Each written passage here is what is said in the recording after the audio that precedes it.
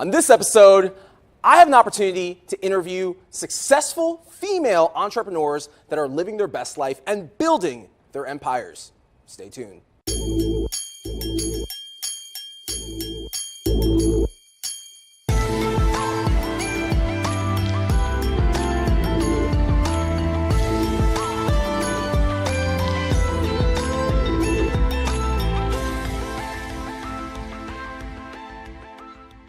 Welcome back to another episode of Real Talk. I am your host, Carlos Gi, coming at you from the NASDAQ market site in Times Square, New York City. On this episode, I have an opportunity to sit down with three successful female entrepreneurs.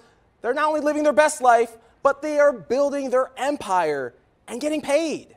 And my first guest here on the set is none other than Miss Rosie Mercado. Thank you so much. Gracias for having me here. It is a pleasure. Oh my God, thank you. Have you. I love the energy. We're starting off right. It's all about energy. Well, you know what? Like, energy and your momentum carries you through everything that you do in your day, your month, your career, and it trickles over to your finances and everyone that you come across. Family, connections, everything that you attract is a mirror reflection of everything coming inward out. So absolutely. I'm super excited to be here. I'm super excited to be talking about female entrepreneurship, which is a great subject to be talking about because it's about empowerment. It's about knowing that you're worthy, knowing that you're capable, and understanding that with a lot of hard focus and drive, there will be, successful payoff with that. And you get to live your best life doing the things that you love if you're fearless and going after your dreams. Well, we're going to talk about what you're doing currently today, but let's start with, for those that aren't familiar with who Rosie is, you started off as a radio DJ when you were about 15 years old. You're on TV now. You're one of the hosts of Face Your Truth. You're a life coach.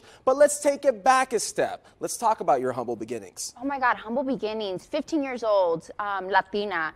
And I didn't really know what direction I wanted to go. I just knew that I always had an eye for fashion, absolutely loved it, but I was heavy. I was plus size, I was heavy. I was heavier than all the people in high school, got made fun of consistently. And one day I ended up going to a radio station, won some tickets, and the mics were there, was in the radio room. And the DJ started asking me questions, the air personality started asking me questions. I started answering, and he loved the back and forth banter that we had. And I just kind of fell in love with that passion right there. It was being able to connect. Nobody was judging me on my size. It was about my intellect. It was about being in the moment. It was about answering. It was about being spontaneous. And that woke up a passion in me. Did that throughout high school. And then I wanted to transition into TV. But being 420 pounds, being Latina, constantly got told I couldn't do it, that I'd be better just staying in radio because everybody was listening to my voice and no one had to see me, and that I was just never a right fit. I was just never good enough. And you imagine how that takes a toll on your self-esteem because once you get told you're not good enough, you start carrying that through your life, your finances, your business, your relationships, everything in life it impacts. And, I'm grateful that happened. The reason that I'm grateful, when you get a no, you get to decide how driven you are. And it's not about proving everybody else wrong. It was about proving that I could do it for myself and how far I could go with it. And it taught me to have perseverance, drive, a vision, and also not take no as my final answer, but really create a destination where I wanted to go. So I kept knocking, I kept practicing, and it was my platform to be able to be a quick thinker off my feet, to develop into going into television, being able to connect with people. And it introduces you to storytelling and communication, which is so empowering and powerful to connect with other human beings.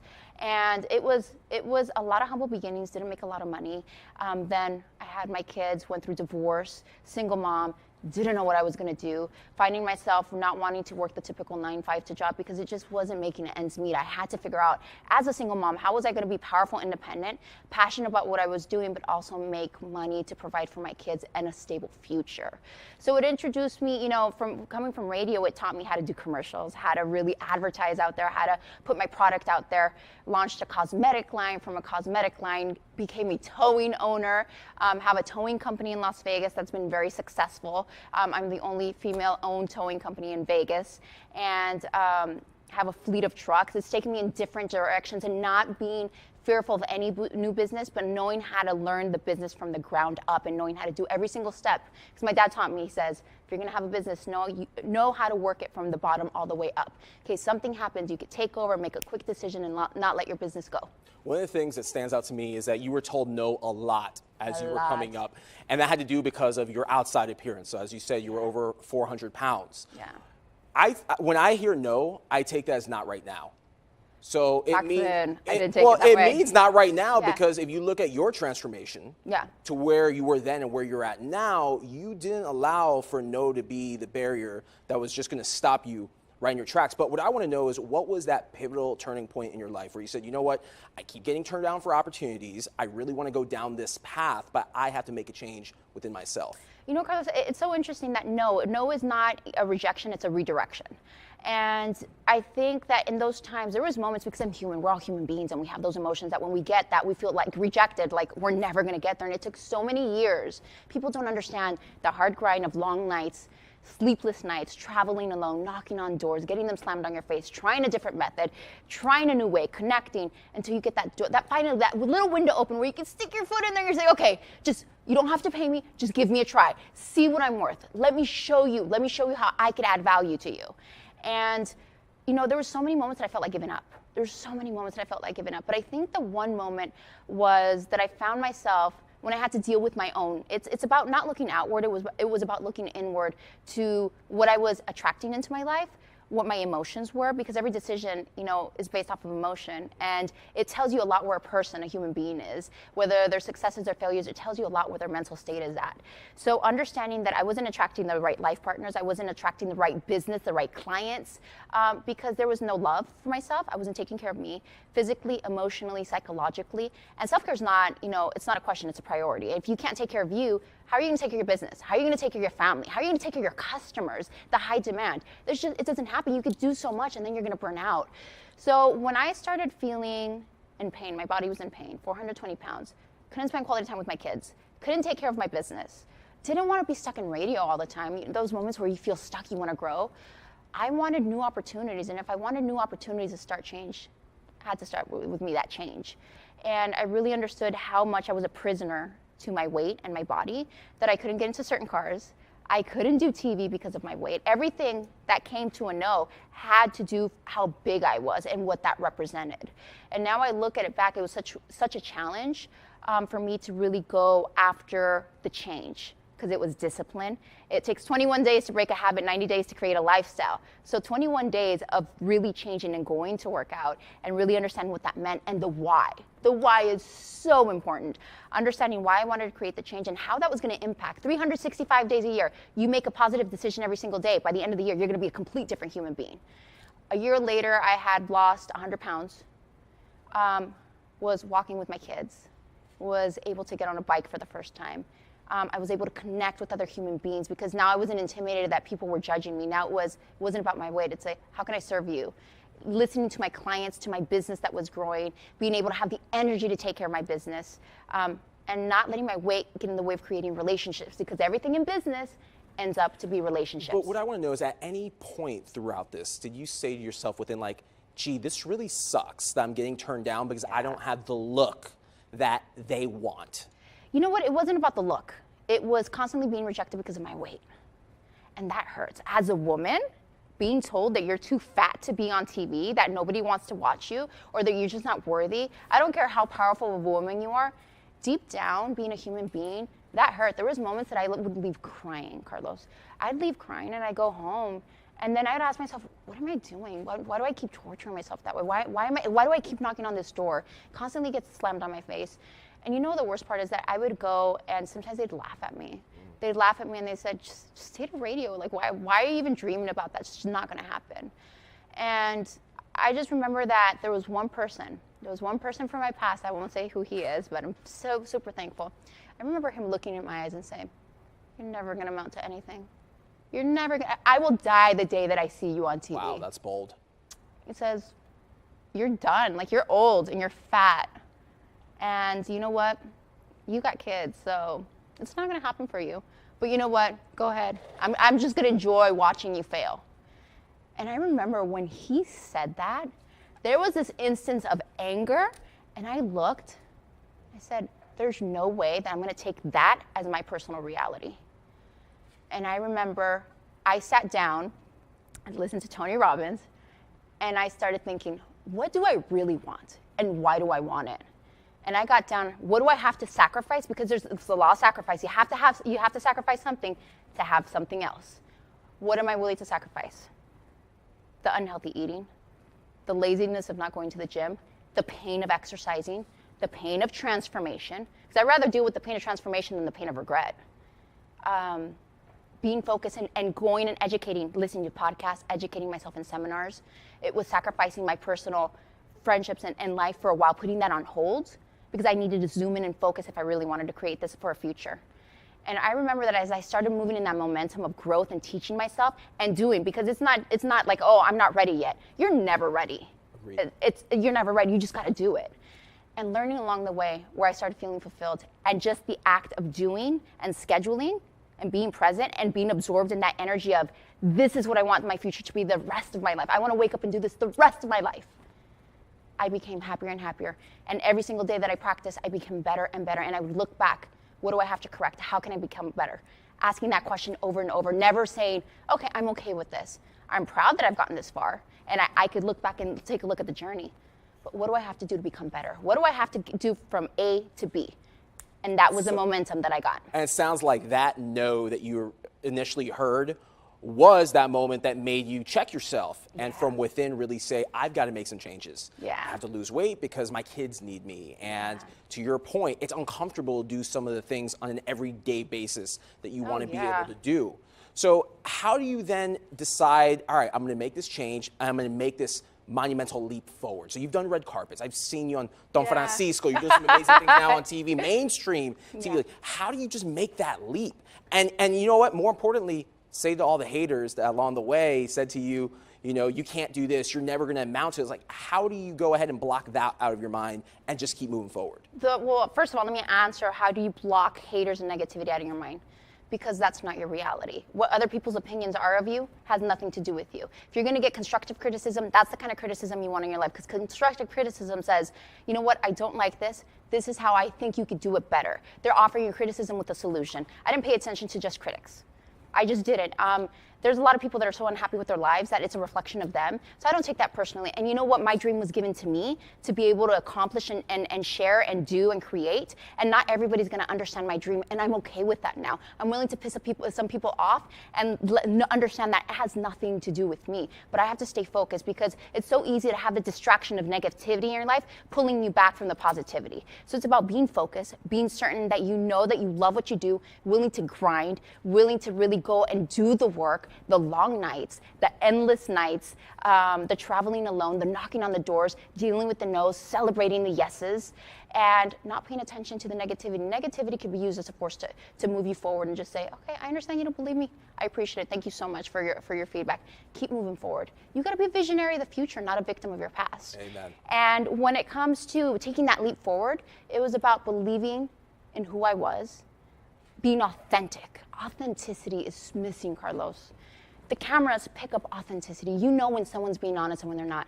And it's about sharing the deepest scars of my soul, not the scars that you see on my body. I have tons. I have stretch marks. I have cellular. I have all of those. I'm proud of them. All of it. You gotta embrace it. I like, embrace it. You. Yes, it makes me me.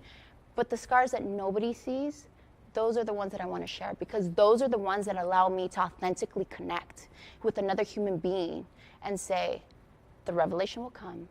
Have faith. This is temporary. You'll be okay.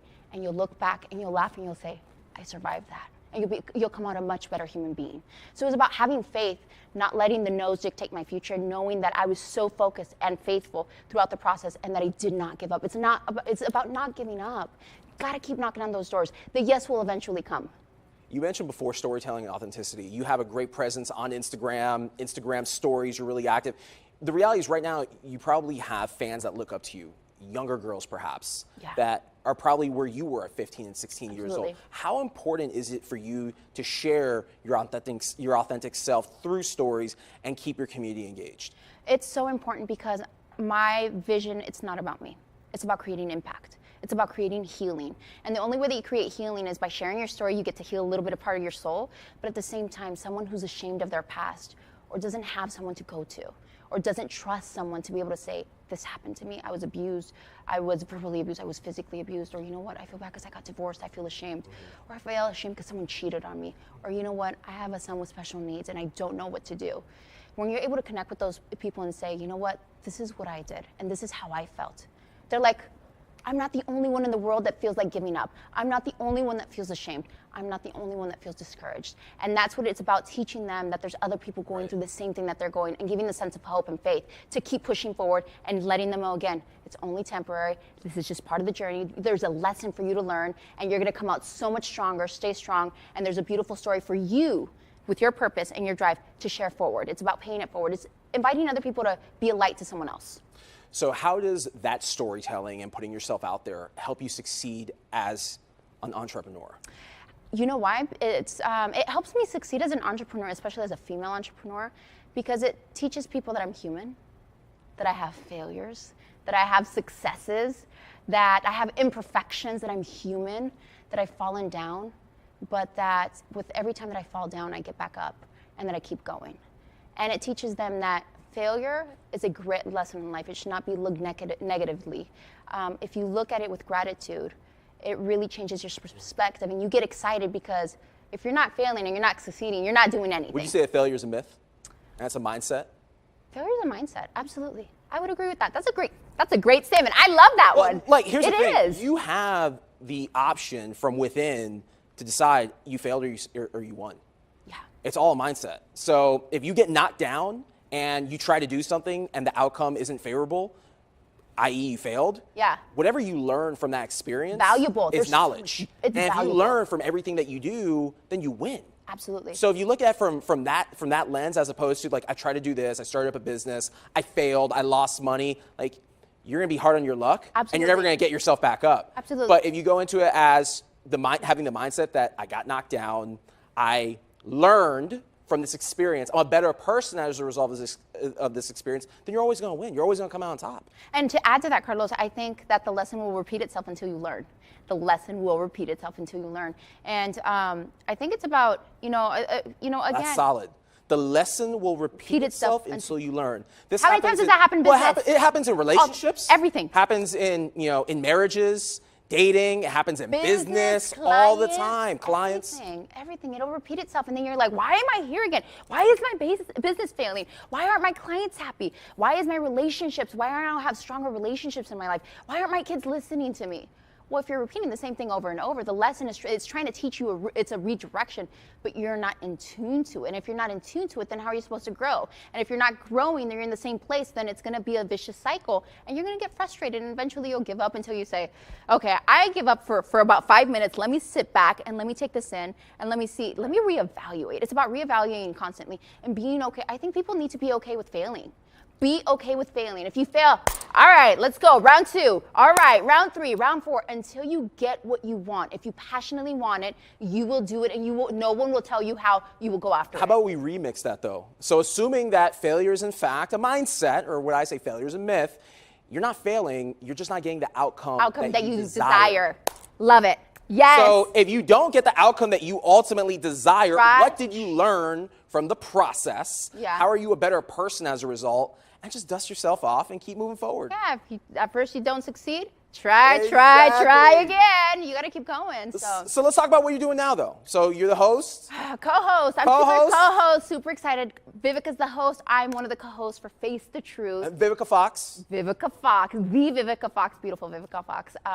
And I'm with Ariva Martin, who's the lawyer. I'm the lifestyle coach.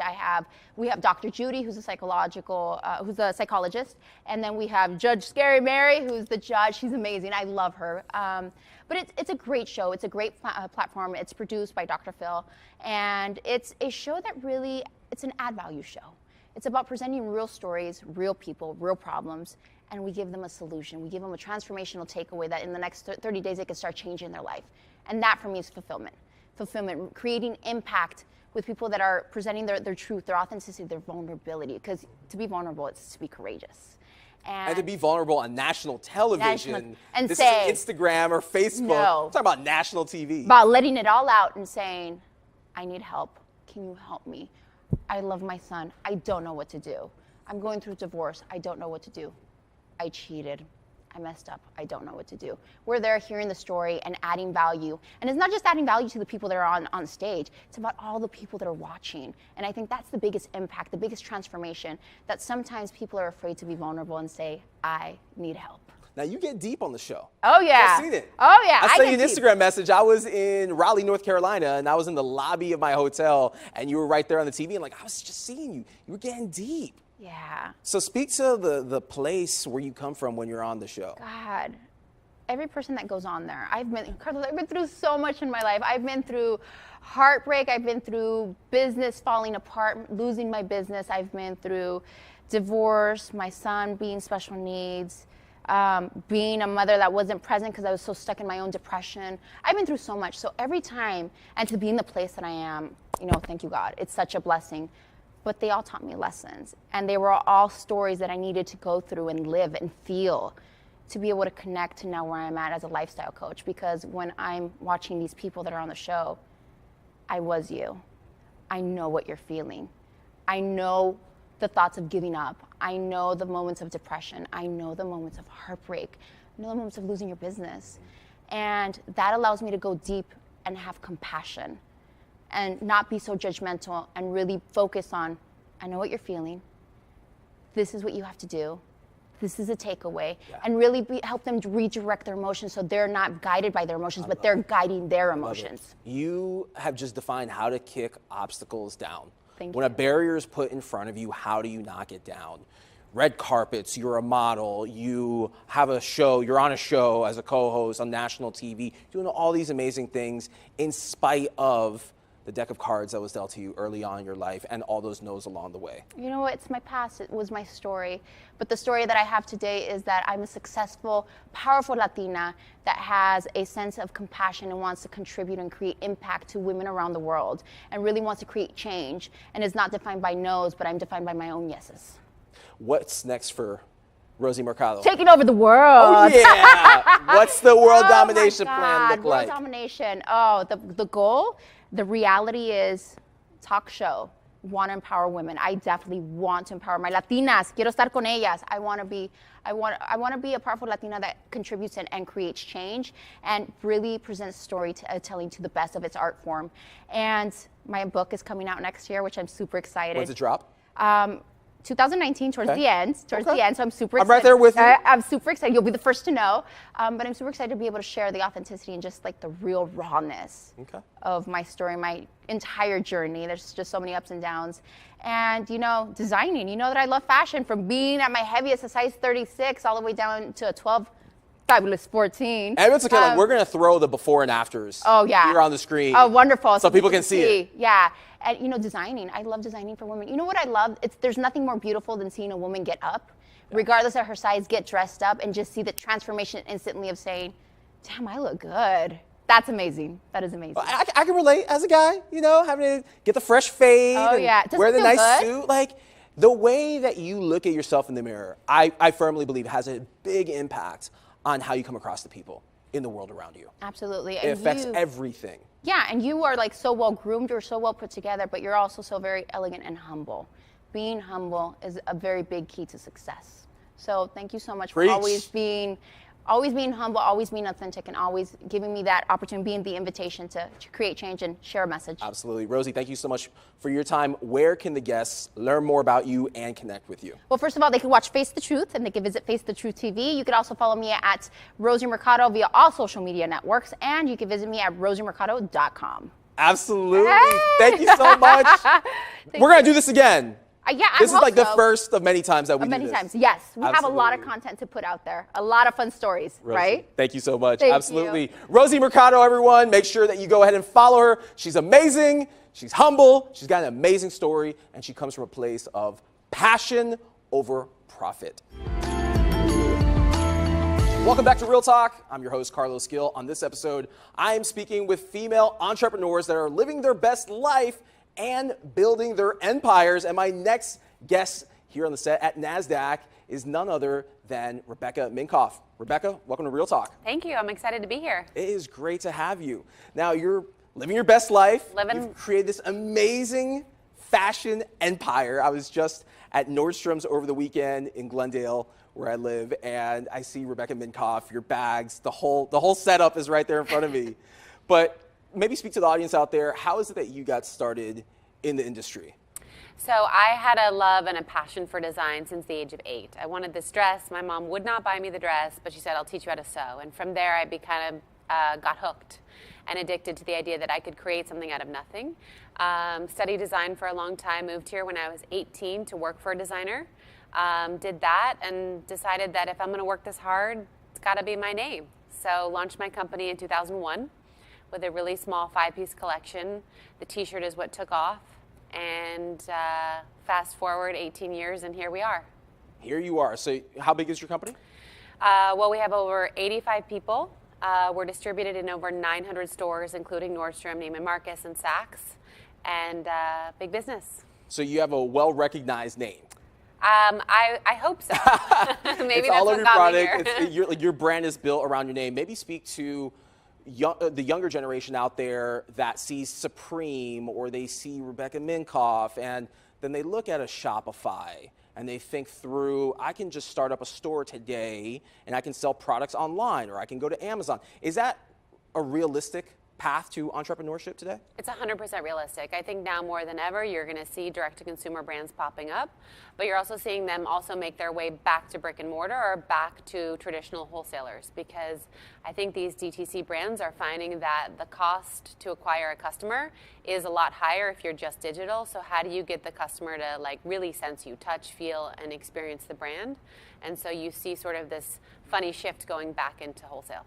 So if someone wants to start their own high-end luxury apparel brand, where do they get started? Well, first I would say you have to find a white space. Even if it's a white t-shirt, what makes your t-shirt better, than all the other white t-shirts out there? And then you really have to figure out what is your value proposition to the customer and where are you going to showcase and talk about your brand. Yes, you have a product, but the customer needs to connect with a brand. I think we're all looking to find deeper and more meaningful ways to talk to our customer, and they appreciate that. Now, as you were creating your company, you said you started back in 2001. What were some of the challenges that you faced early on? No one gave us a loan. No one gave us an office lease. My brother had to mortgage his house and max out his credit card to fund the original production cycle of the bags. And I think just people taking you seriously. We also were the first into digital and social, almost because we didn't have money for a major advertising campaign in a glossy magazine, and that was the way to do it. So we said, this is free. Our customer's living and breathing there. Let's talk to her there. And then when we saw that that worked, it was like, oh, thank gosh. Were you using MySpace primarily? I met my husband on MySpace. Okay, maybe speak to that. Speak to that transaction. Oh my God. A friend of mine had said, I want to introduce you to this guy. He's in a band, you might like him, and he's on MySpace. And so that was my first experience. I had to make an account in order to talk to him. Wow. That's going the extra mile. It is. I was like a pretend, fangirl of music just to be able to speak to him. But it worked out 3 kids later. Nice. So you use MySpace, you find your husband, and then you also find that MySpace is a credible marketing channel for your startup at the time. Yes, MySpace was great. Facebook had just stopped only allowing college students to connect, but also blogs and forum. There was something called the Purse Forum. They had a blog, and these women were talking about bags all day long. And I thought, you know what? They're talking about my brand. Why don't I answer their questions? And if you think about it, we were getting interventions from stores being like, don't talk to your customer, that belittles you, that's beneath you. And I was like, that's weird. Why wouldn't I want to talk to the girl who's helping me pay my rent? So it's fascinating because you started your company at a time which was pre-social media. Correct. And consumers weren't gravitating necessarily to MySpace in order to go ahead and learn about bags and high-end fashion. So right. How did you transition as Facebook and Twitter and now Instagram came into the mix? I think for us it was always about, here's a new platform. It allows us to talk to our customer. She appreciates that we're talking to her directly. We're surveying her. We're asking her questions for feedback. And there's a two-way dialogue. So for us, it was never a strategy or an approach. It was just, oh, great, another way I can, be with her. So the approach was using social media to identify who's our target consumer, What are they doing in their everyday life, and how do we put our brand in front of them? Correct. Would you say that that was through organic content? Was it through working with influencers, using a combination of ads as well? All the above. Well, no, not ads. I think, when we saw the rise of the influencer, we were also first in. People before they'd heard of Man Repeller or Natalie Off Duty or Something Navy. I think these were all girls that were starting something. And again, the interventions don't work with their C-list celebrities. And my co-founder, who's my brother, and I, we thought, no, they're not. These are incredible girls that are talking in a real way to our consumer. And so, we were the first to have, one in a fashion show and first to have a bunch of them on the runway, and really just treating them like they're content creators. They're the new publishers. And so these are the people we should partner with. Now let's speak about influencer marketing because it's almost 2019 and it's become a $1 billion enterprise in itself. So how much does your company rely on leveraging influencers in order to get the word out for your company? We rely on it very heavily. I think we know that our customer looks to these girls for what they're going to wear, how they're going to style something, what they should add to their closet. So for us, it's really important that that we're working with them. Okay. Are there some influencers out there that you prefer to work with? You want to name drop some of the influencers out there that are really killing it in fashion? Ariel Charnas is killing it, Something Navy. She's not only incredible at promoting brands, but launched her own company and crashes the Nordstrom website every time that happens. So props to her. I love Leandra Medine, from Man Repeller. She's doing things really creatively in her own way. But We Wore What is great. I think and then there's a bunch of up-and-coming girls. I think the term micro-influencer might be overused, but there's something to be said about these people with smaller followings that have a really dedicated, loyal audience that actually buys when they say, I'm wearing something. Now, what do you feel makes a creator stand out? Again, unique point of view. They found a white space. They stay in their lane, and they keep giving that customer what she expects of them every day. Okay. In terms of how, as a company, you work with these influencers, is it giving them bags? Is it compensation? Maybe a mix of both? Sometimes it's a mix of both. We'll never pay, you see these luxury brands spending huge amounts of money. I think for us, we've had these relationships from the beginning, so it's really organic. And so if we, do something with them, it's usually because they love what we're doing and we love what they're doing, and so there's a nice back and forth. What would you say, Rebecca, is perhaps the hardest thing about your job? Man, I would say the hardest thing is we want to be able to offer our customer what she wants now, and obviously technology is making things happen very quick, and so how do you stay that quick all the time? How do you stay quick all the time? Well, how does your company stay quick? Is it bringing in agencies, consultants? Do you have a staff that's in the know? They're a little bit younger, so they know these trends, and then they're educating. It's almost like bottom-up education. Is that how it's working? I think it's bottom-up, but it's also that because my brother and I have been very willing to test new technologies, that we do get to see a lot of new things happening, and people will come to us to be, launch partners for new things. And so I guess we're lucky that, we're willing to fail publicly on a new technology, but it's worth trying it to see if that's a new platform or something that helps the customer. Staying on the topic of technology, and in this case, retail and fashion, what do you foresee is next? So we talk about experience a lot, but I think you have to think of experience as the product being consumed, not just here's a cool wall and I gave the customer a good experience because it was an Instagrammable wall. No, what are you selling as the experience? And so brands need to start thinking about how they're going to monetize that. Would you say that virtual reality, augmented reality, that's the play that's going to disrupt retail and fashion? Or is it something else that we're not even speaking about? I think that has a ways to go before a woman's going to put on some glasses and cut off all sensory perception. I think if someone wanted to tune into a fashion show, that's a great way. If someone wants to take a tour of their to-be, designed store, that's a great idea. But I think, technology, 3D printing is obviously, as it becomes more mass, going to definitely ease things that we go through and spending a lot of money on a mold for jewelry or, other things like that. So we talked about your come up and how you built your empire. Let's talk about how you live your best life, though. Oh, man. You're a mom, you're a wife. Are you a pet owner? Definitely not a pet owner. Not a pet owner, okay. I have 3 kids is enough for me. I think my goal is to enjoy the journey. I think a lot of people think about the pot of gold at the end of the rainbow that might or might not come. And so for me to live my best life, it's really about really enjoying every part of this journey, and especially the hard parts. You know, I think people don't want the hard parts. They don't want to experience failure, but it doesn't make it worth it if you never had any trouble. As a successful entrepreneur, what are the hard parts for you? I think the hard parts are disappointing a customer, not getting something to her fast enough, seeing what you think might be someone else's best life on Instagram and being like, damn, why wasn't I invited to that party?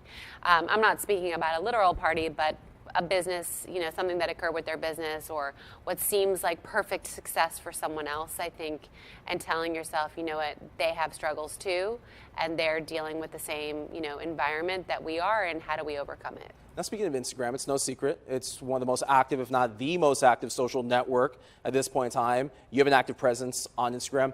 How does that help you as an entrepreneur and really the face and name of your company? How does that make you connect with your customers? I think it's really important that if you have a brand and if you have the founder of the brand that's still with the brand, that this customer wants to connect again, more than just a product. So she wants to see, you know, me on a plane flight with the hot mess of my kids, or she wants to see what outfits I'm putting together or what I'm packing to go on a trip. So again, it's about really continuing the dialogue, that if I can't meet you in person, you feel like you know me and I'm your friend. And hopefully you want to, you know, wear your friend's stuff. Now, Rebecca, last question for you before we wrap up. What is next for you personally, and if you can give us a glimpse for your company? So for the company, we launched a podcast about 2 months ago. It's called Super Women with Rebecca Minkoff. I felt really fortunate to be able to meet some incredible women, founders of brands, editors-in-chiefs of magazines, entertaining personalities, so you get to hear their stories and, more importantly, their vulnerabilities. I think it's really important to highlight that, especially when we have this Instagram sort of perfect life always being portrayed. So that's been really fun to learn a new skill after 13 years, to sort of be like, I know nothing about this, let me dive in. Personally, I'm just trying to get back to the gym. How about that? Small steps. You know what? We just got out of Thanksgiving. I need to get into the gym also. So I'm right there with you. Rebecca, where can the viewers out there connect with you and learn more about you? And most importantly, where can they go to purchase your products? You can find me on Instagram at Rebecca Minkoff, shop for my products at RebeccaMinkoff.com, and listen to me once a week, Super Women with Rebecca Minkoff, wherever you listen to podcasts. Super Women with Rebecca Minkoff. I love it. Thank you so much, Rebecca, for joining me here on the set of Real Talk. Thank you so much for watching this episode of Real Talk.